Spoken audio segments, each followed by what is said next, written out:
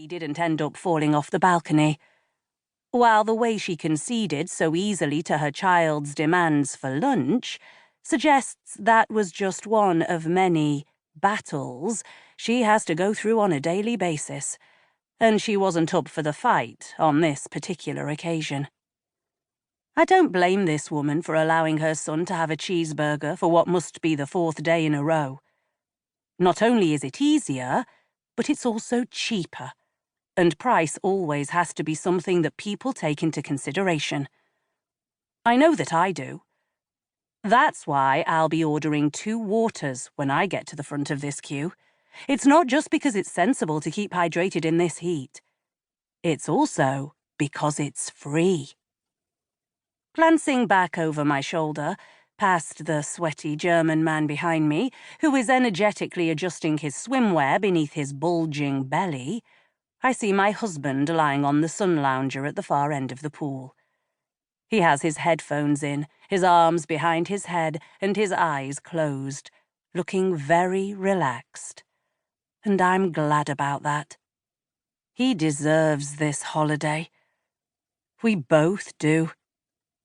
Looking away from Jamie, the man I married 10 years ago when I was in my mid-20s, and the man who convinced me that we could afford this 5-night stay in this 3-star hotel in southern Spain, I watch the mother and child finish placing their order before they move away, allowing me to step forward to place my own.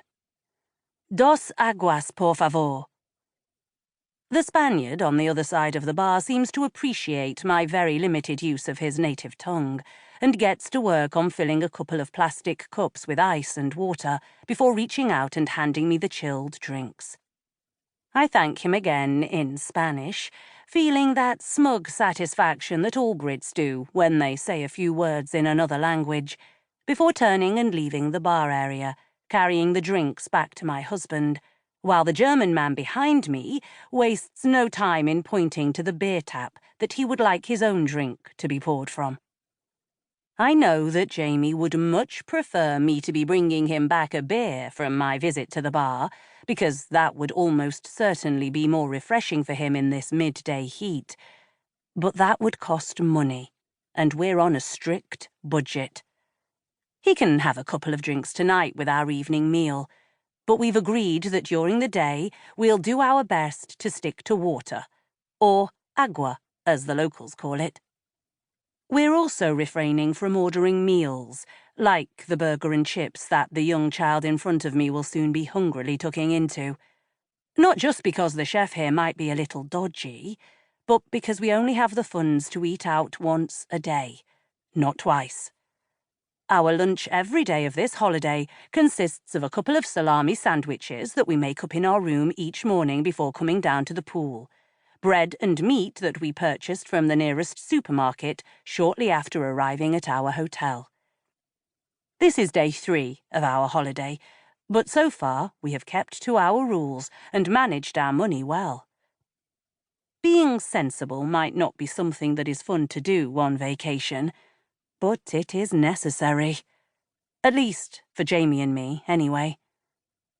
Money has always been tight in our relationship, a result of neither of us having a particularly high-paying job.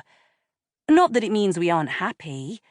We love each other, and we love our lives back in England. Although, we'd both be lying if we didn't say that things would be much easier if we weren't always worrying about our finances and spending most of our time depriving ourselves of the things we really want. It's not as if either of us are chasing fancy cars and yachts, but it would be nice to at least be able to eat and drink what we want while on a very rare holiday. This is the first time we have been abroad in 3 years. Even so, I told Jamie that I didn't think we could afford it and were better off keeping the money in the bank. But my husband persuaded me that we needed a break. If not from our jobs, then at least from the perma-grey skies that hang over our hometown of Stockport in northern England. In the end, I conceded easily, desperate for a break from the monotonous routine of life at home, as well as desperate for a little Spanish sun.